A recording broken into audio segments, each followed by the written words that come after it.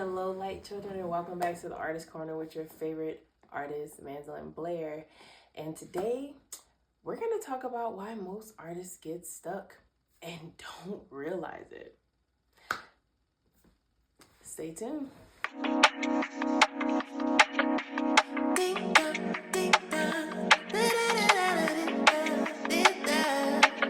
So today on episode 27, we are talking about why most artists get stuck and then don't even realize that they're actually stuck. So some things I want to branch out to you. The first thing we're going to talk about is waiting versus doing. Now, in most cases, the times that I brought up waiting versus doing has been about booking gigs or booking the show and things like that. In this instance, what we're talking about waiting versus doing is making the cold calls, sending out the emails, making the connections, more or less than doing shows. Okay, so that's what we're gonna be talking about during this segment.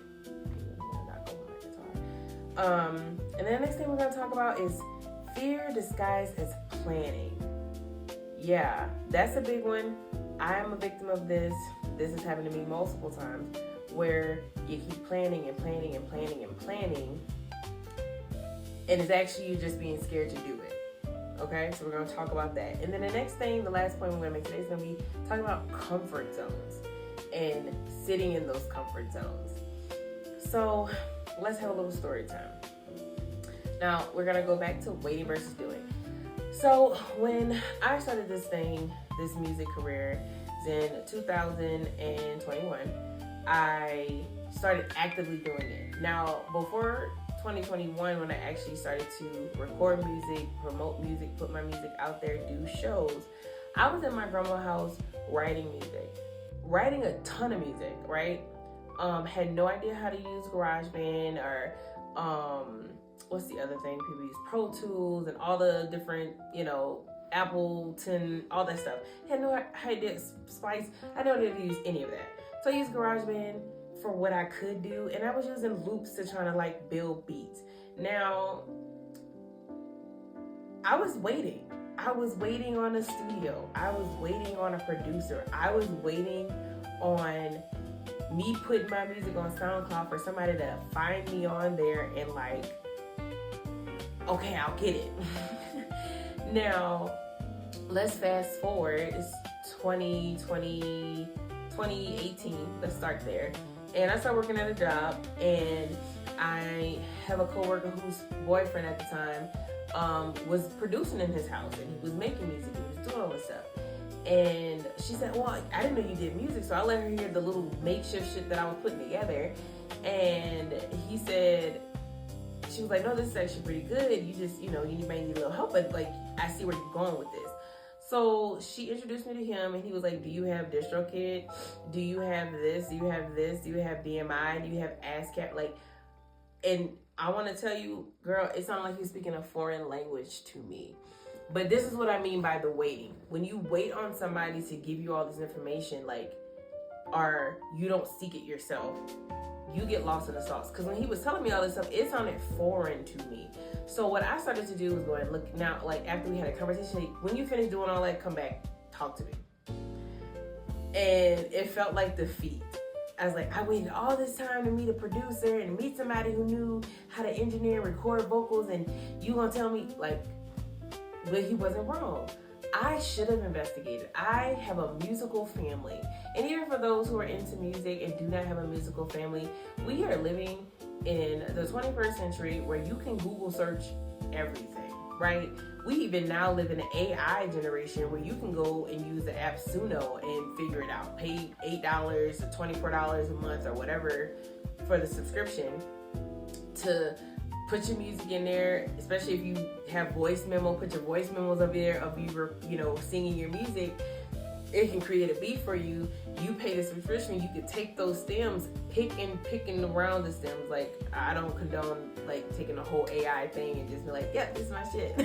No, but taking the stems and then going somewhere and be like, can I record here? I already have a beat, right? Or this is the sound that I want it to sound like. Can you help me recreate this? So there are things now. But when I was coming up, and doing this. That didn't exist at the time. So I kind of felt a little like, I waited all this time for this person to show up, and he just kind of, I felt like he spit in my face. But that's the point when I'm like, waiting versus doing. If I would have just looked up stuff myself, how to register my music, if there's any studios in town. I didn't try hard, I'm gonna tell you, to look for a studio when I moved here. I moved here in 2016. The studio that I'm currently working with, they had been here, literally they dropped down here at the same time I did. But there was another studio, there's several of them actually in Denver, that actually worked with the kind of music that I worked with, and I had no idea they existed. So with saying that, I could have did a lot more instead of just waiting on someone to give me the tools, right? So when I say waiting versus doing, this is why a lot of artists get stuck. They have all this great music, all this good material, but they're waiting on somebody to come knock on their door and give them all the pieces. And it just doesn't work that way. You gotta do something. So back to the story. Meet him, he tells me to go get all the stuff, and I'm like, okay, you know what, fuck it. At least I got the information now, and I go do it. I go look up BMI, get my BMI information all locked in, get my stuff done. I get DistroKid, I start paying for that for the year. Because there really wasn't a whole bunch of different platforms out at the time that I knew of. And I get DistroKid. So now I have the main things. I can register my music to make sure that it's all legal, and now I have a distribution service. Come back up to him and I'm like, okay, I got the stuff you said. And he's like, well, do you have music? And I said, oh, I got music. And I'm now letting him hear all the music that I have. He was like, oh, so you just needed these tools. You had the stuff, but you had none of the other tools. Okay, we good now. Let's get it. Right? Started working with him, doing this stuff with him. Now we're on shows together. And the other part is, don't wait on the opportunity to work with other people. Don't wait on the opportunities to network. I couldn't wait on the artist that I'm talking about, I'm referring to, his name is Seven. I couldn't wait on Seven to link me up with other musicians or other artists or other things. Like, I couldn't wait on that. No, I had to do it myself. Like, I had to go out and talk to these people and network.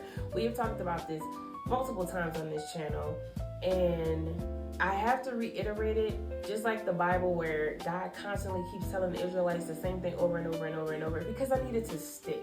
Because a lot of people get stuck in these loops and then get depressed, and they're like, why is it not taking off? Why is it not happening for me? It's because you stopped doing the work and you started sitting there waiting because you thought, well, I did enough work. No, you gotta keep going, especially if you want the so-called fame. Now, there's levels to fame. You can have localized fame, you can have global fame. And those two, like, are spread in this kind of manner. Like, localized fame is nice. There's still money, there's still income, there's still shows, there's still festivals, there's still stuff. And then globalized fame is on a whole nother caliber. Now, if you want globalized fame, you can't wait on it. You have to keep doing. You want localized fame, same energy. You can't wait on it. You gotta keep doing stuff. So, lock that in. Because you will get stuck as an artist if you don't keep moving forward and keep doing. Right? We're all about growth here. The next thing I want to talk about is fear disguised as planning. I know, the panic buzzers just went off. Because you're like, well, I'm planning this thing. I'm planning a tour. I'm planning to do this. I'm planning to email these people. I'm planning on, networking with these folks. I'm planning on doing the music video. I'm planning on doing the album. I'm planning on making an EP. I'm planning. Honestly, a lot of times we get stuck in the planning stage because it's fear of not just going for it. One of the biggest things that my dad, I'm gonna give him a shout out for this because he did say this to me. When I first started working in music, my plan was to, I want to have a jazz club and do all this stuff, and I want to do cooking because I'm a chef by trade. Like, I cook, I do that. I was doing that with the sous chef, all kind of stuff. And then I was also doing music. Then I was also going to school. Then I was also trying to be a sociology major. On top of, I wanted to be an addiction counselor. On top, girl, the stack was stacking, okay? And the plan was that I'm doing all this stuff, I'm planning all these things so that all of them can combine into one place and one mission and one blah, blah, blah, blah, blah. There was a fear underlining in there. The fear was that if I focused solely on music, or if I focused solely on cooking, that I wouldn't go far, that it was gonna fail. And I think a lot of us, we start adding these other things and planning these other things and adding more things and planning these things and planning, because there's a fear that if I don't have enough things going on, or if I don't have enough avenues, like a just in case or a safety blanket, because we're scared to fail. And that's hard. And I'm gonna tell you right here, from coming from me as an artist, I was there. Planning was me, fear in disguise. It really was. I kept planning things and kept adding things to my plate and adding things to my plate, because I had a fear that if I didn't have a safety plan or a safety net, that I was gonna fail. I was gonna fail at this. Like, this wasn't gonna work out. So I have to have another thing just in case. First off, that causes burnout. Secondly, it makes you look unfocused as an artist, regardless of what trade you're in. And then it creates this parallel of you never get it going. Nothing ever jumps off. Nothing ever continues, because you're constantly just planning. Focus on one thing, maybe even two, and execute. Create a game plan that is functioning, that is achievable, small goals, and execute it. Don't have fear that it's gonna fail. Take it out of your head, because I'm gonna tell you the truth, you might get a bunch of doors closed in your face. You might be 43 before you make it. You might make it tomorrow and then have nothing else to back it up, because that's just how this world works. But just do it. Don't have the fear to go into it, okay? Oh, and this one is one that I constantly have to battle all the time. It's this comfort zone thing where, okay, I got the gigs that I want. I'm comfortable here. I don't need to go any further than this. This is perfect. I'm staying right where I'm at. Now, if you are an artist who wants to have 50K plus followers, and you want at least 100 people to start showing up to your shows, 200 people to start showing up to your shows, you're gonna have to get out of your comfort zone. You're gonna have to, because you have to challenge yourself as an artist. The whole point of being an artist is that you are above the norm. You are the storyteller of the world. You are the architect of your own music. And if you sit in a comfort zone, pushing the same thing, no. You think Cardi B stayed in her comfort zone when she got on a song with Avril Lavigne? Girls like you run around with guys like me. You think that was in her comfort zone? Hell no. It was definitely not her comfort zone, but she did it. When she said, yeah, Cardi went pop. Yeah, I went pop and I burst that bubble. Like, you feel me? You think it was in freaking Megan Thee Stallion's comfort zone to go to Japan and make songs with Japanese people and Korean people and like pop off in that? Probably not. Like, yes, she loved the art. Yes, she loved anime and the style of it, but it was out of her comfort zone to go over there and be in that space, but she did it. So this is what I mean. You cannot stay in your comfort zone because you'll miss opportunities. People get weird about that because you think MGK stayed in his comfort zone? Boy, was rapping. It was called MGK. He was a rapper. And then he went to rock music and then got a rock movie. You know what I'm saying? And played one of the top rock people in one of the coolest bands. Like, you have to break that energy of like, I'm comfortable here, because you're stumbling yourself. Now, don't get me wrong. If you are a jazz vocalist and jazz is your thing, I'm not telling you to say, I'm not a jazz vocalist anymore. I'm just going to hop onto this other stuff and now I'm here. No. I'm telling you that you being a jazz artist is dope, but be experimental with your jazz work. Don't sit in a comfortable space with the jazz. Be experimental. Try new things. Because you can. Say you know a hip-hop artist who's like, man, I'm doing this hip-hop track, but I really want a jazzy voice on it. Are you going to tell him no because it's out of your comfort zone to be on a hip-hop beat? No. You're not, because it's an opportunity for you to grow and to learn something different about a different art form of the same art. You know what I'm saying? If you're a painter and somebody says, oh man, I really want a painter to come in and do this exhibit and paint these things of live people. Like, I want a person that paints live. Like, are you gonna say you're gonna miss out on our opportunity to have a full exhibit of you sitting in a room painting live art? No, get out of your comfort zone. You may not even be the best at it, but at least you can say, you know what, I got out of my comfort zone and I did it, right? Are you gonna be the artist that only does small stages and only does like hole in the wall venues, or only like sits in freaking, you know, place, like, you know what I'm saying, like these small hole in the wall places? Or are you gonna be like, you know what, I'm gonna break my comfort zone, I'm gonna apply for Pride Fest? What's the problem in applying for it? Oh no, you know what, I'm gonna apply for South by Southwest. Like, ain't no harm in applying for it. And if you get it, you come on, get out of your comfort zone. Like, you gotta get out of it. These are the fundamental steps that help you go further in your craft. So I'll leave you with this. You're not stuck. You're just not moving. Okay? You gotta keep going. Action creates clarity. You're not stuck.